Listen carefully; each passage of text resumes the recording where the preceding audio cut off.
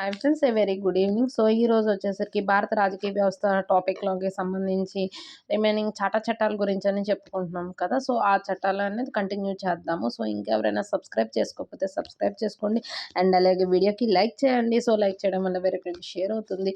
And అలాగే late చేయకుండా టాపిక్లోకి అయితే వెళ్ళిపోదాం. సో లాస్ట్ క్లాస్కి వచ్చేసరికి పిట్స్ ఇండియా చట్టము అండ్ అలాగే చార్టర్ చట్టం గురించి అని చెప్పుకున్నాము. సో ఈ రోజుకి వచ్చేసరికి చార్టర్ చట్టం 1833, ఓకేనా. సో అలాగే చార్టర్ చట్టం 1853, ఈ రెండు టాపిక్ గురించి మనం చెప్పుకుందాం. చార్టర్ చట్టం 1833 చార్టర్ యాక్ట్. ఈ చట్టాన్ని సెయింట్ హెలెనా యాక్ట్ 1833 అని కూడా పిలుస్తారు, ఓకేనా. సెయింట్ హెలీనా యాక్ట్ 1833 అని కూడా పిలుస్తారు. ఈ చట్టంలోని ముఖ్యాంశాలు ఏంటంటే, ఈ చట్టం ద్వారా బెంగాల్ గవర్నర్ జనరల్ పదవిని గవర్నర్ జనరల్ ఆఫ్ ఇండియాగా మార్చడం జరిగింది. ఆ విధంగా అప్పటి వరకు బెంగాల్ గవర్నర్ జనరల్గా ఉన్న విలియం బెంటింక్ మొదటి భారత గవర్నర్ జనరల్ అయ్యారు. ఓకే, నోట్ ఏమి ఇచ్చారంటే, ఈ చట్టం ద్వారా బొంబాయి, మద్రాస్ గవర్నర్ల శాసనాధికారాలను తొలగించి మొత్తం బ్రిటిష్ ఇండియాలోని శాసనాధికారాలను భారత గవర్నర్ జనరల్కు అప్పగించడం జరిగింది. తద్వారా భారతదేశంలోని బ్రిటిష్ పరిపాలనా ప్రాంతాల అధికారాన్ని భారత ప్రభుత్వం పరిధిలోకి తెచ్చినట్లయింది. కావున ఈ చట్టాన్ని ఇండియాలో కేంద్రీకృత పాలనకు చివరి దశగా పిలుస్తారు. ఎందుకంటే భారతదేశంలో బ్రిటిష్ పరిపాలనా ప్రాంతాల అధికారాన్ని భారత ప్రభుత్వం పరిధిలోనికి తెచ్చారు కాబట్టి అందులో ఏంటంటే చట్టాన్ని ఇండియాలో కేంద్రీకృత పాలనకు చివరి దశగా పిలిచారనమాట. తేయాకు చైనాతో వ్యాపారం విషయంలో కూడా కంపెనీ గుత్తాధిపత్యాన్ని ఈ చట్టం ద్వారా రద్దు చేశారు. ఎందుకంటే ఆల్రెడీ ముందు ఏంటంటే ఒకసారి ఏమోని 20 సంవత్సరాలు వరకు గుత్తాధిపత్యం ఉంది. తర్వాత మళ్ళీ చార్టర్ చట్టం 1813లోనేమోని మళ్ళీ ఇవ్వండి 1813లో కూడా ఇంకో 20 సంవత్సరాలు అనేది పొడిగించారు అని చెప్పేసి చూసుకున్నాం. సో దాని తాలూకు గుత్తాధిపత్యాన్ని చట్టం ద్వారా రద్దు చేశారనమాట. గవర్నర్ జనరల్ ఆఫ్ ఇండియా యొక్క కౌన్సిల్లోని ఒక సభ్యుడిని పెంచుతామని పేర్కొన్నారు. అయితే నూతనంగా నియామకం పొందబడే వ్యక్తి న్యాయరంగంలో నిష్ణాతులై ఉండాలని పేర్కొన్నారు. సో మొట్టమొదటిసారిగా గవర్నర్ జనరల్ ఇన్ కౌన్సిల్లో న్యాయ సభ్యుల యొక్క నియామకం జరగడానికి ప్రతిపాదించబడింది. ఇక్కడ ఏంటంటే లార్డ్ మొకాలే మొట్టమొదటి న్యాయ సభ్యుడిగా నియామకం పొందారు. ఓకే, లార్డ్ మొకాలే ఇగోండి, ఇతను మొట్టమొదటి న్యాయ సభ్యుడిగా నియామకం పొందారనమాట. ఓకే, నియామకం పొందారు. న్యాయ సంస్కరణల కోసం ఒక లా కమిషన్ని ఏర్పాటు చేస్తామని పేర్కొన్నారనమాట. ఈ లార్డ్ మొకాలే అన్నతను ఒక లా కమిషన్ ఏర్పాటు చేస్తామని చెప్పారు. సో 1934లో లార్డ్ మొకాలే చైర్మన్గా మొట్టమొదటి లా కమిషన్ను బ్రిటిష్ వాళ్ళ కాలంలో ఏర్పాటు చేయడం జరిగింది. భారతదేశంలో బానిస వ్యవస్థను రద్దు చేస్తామని పేర్కొన్నారు.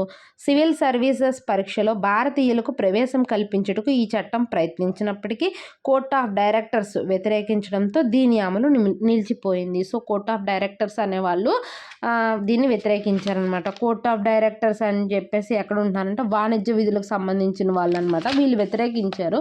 దానివల్ల ఏంటంటే ఈ భారతదేశంలో భారతీయులకి ఏంటంటే సివిల్ సర్వీస్ పరీక్షలో ప్రవేశం కల్పించడానికి రద్దు చేశారు. సో అవకాశం లేదు. భారతదేశంలో కంపెనీ భూభాగాన్ని బ్రిటిష్ రాజు మరియు అతని వారసులకు చెందిన ట్రస్ట్ అని ఈ చట్టంలో పేర్కొనబడింది. ఈ చట్టం మరో 20 సంవత్సరాలు అమలు ఉంటుందని పేర్కొన్నారు. సో ఈ చట్టం తాలూకా ప్రాధాన్యత ఏంటంటే, ఈస్ట్ ఇండియా కంపెనీ యొక్క వాణిజ్య అధికారాలు పూర్తిగా రద్దయినవి. పరిపాలనాపరమైన సంస్థగా మాత్రమే కొనసాగుతుంది.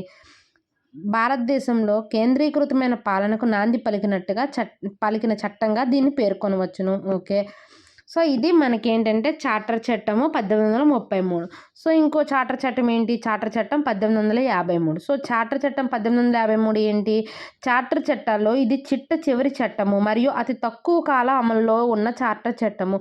చార్టర్ చట్టం 1853 ఏంటంటే చివరి చట్టం అనమాట. అలాగే తక్కువ కాలం అమల్లోకి ఉంది. ఈ చట్టం ప్రకారం కంపెనీ పాలనను పొడిగించింది. కానీ ఇంతకు ముందు ఉన్న చట్టాలలో మాదిరిగా ఏ విధమైన నిర్దిష్ట గడువును అంటే 20 సంవత్సరాల గడువు అలాంటివి ఏమీ లేవన్నమాట, సూచించలేదు. పై నిర్ణయంతో కంపెనీ పాలన త్వరలోనే అంతమవుతుందని సూచించినట్లయింది. ఈ చట్టంలోని ముఖ్యాంశాలు ఏంటంటే గవర్నర్ జనరల్ ఆఫ్ ఇండియా యొక్క కౌన్సిల్ అధికారాలను శాసన కార్యనిర్వాహక అధికారాలుగా ఈ చట్టం మొదటిసారిగా వేరు చేసింది. గవర్నర్ జనరల్ ఆఫ్ ఇండియా యొక్క కౌన్సిల్ అధికారాలను శాసన కార్యనిర్వాహక అధికారాలు అంటే రెండు వేరే వేరే అధికారాలుగా ఈ చట్టం మొదటిసారి వేరు చేసింది. గవర్నర్ జనరల్ యొక్క కౌన్సిల్లో 6 కొత్త సభ్యులను చేర్చడం జరిగింది. శాసనాలను రూపొందించడానికి ఇండియన్ లెజిస్లేటివ్ కౌన్సిల్ ఏర్పాటు చేశారు. ఈ కౌన్సిల్ను మినీ పార్లమెంట్గా పేర్కొంటారు. ఓకే, ఈ చట్టము మొదటిసారిగా ఇండియన్ లెజిస్లేటివ్ కౌన్సిల్లో ప్రాంతీయ ప్రాతినిధ్యాన్ని గుర్తించింది. దాంతో గవర్నర్ జనరల్ కౌన్సిల్లోని 6 కొత్త సభ్యులలో 4 మద్రాసు, బొంబాయి, బెంగాల్ మరియు ఆగ్రా ప్రావిన్సుల నుంచి నియమించారు. ఓకే, గవర్నర్ జనరల్ కౌన్సిల్లో 6 కొత్త సభ్యుల్లో 4 మద్రాసు, బొంబాయి, బెంగాల్ మరియు ఆగ్రా ప్రావిన్సుల నుంచి నియమించారన్నమాట. సివిల్ సర్వీసెస్ పరీక్షలో బహిరంగ పోటీ లేదా సార్వజనిక పద్ధతిని ఓపెన్ మెరిట్ సిస్టమ్ ప్రవేశపెట్టి భారతీయులకు అవకాశం కల్పించారు. ఈ చట్టం ద్వారా చార్టర్ చట్టం 1853 ద్వారా మనకు భారతీయులకు అవకాశం వచ్చిందనమాట. ఇందుకోసం 1854లో లార్డ్ మొకాలే కమిటీని ఏర్పాటు చేశారు. ఫలితంగా రాత పరీక్షను నిర్వహించారు. ఈ చట్టం యొక్క ప్రాధాన్యతలు ఏంటంటే భారతదేశంలో పార్లమెంటరీ తరహా ప్రభుత్వ విధానానికి పునాది వేసిన చట్టంగా దీన్ని పేర్కొనవచ్చును. పార్లమెంటరీ తరహా ప్రభుత్వ విధానానికి పునాది వేసిన చట్టం అనమాట. లా కమిషన్ న్యాయ చట్టాలను రూపొందించడానికి కమిషనర్లను ఏర్పరిచి కింది చట్టాలను రూపొందించారు. సో లా కమిషను న్యాయ చట్టాలను రూపొందించడానికి కమిషనర్లను ఏర్పరిచి ఈ కింది చట్టాలను రూపొందించింది.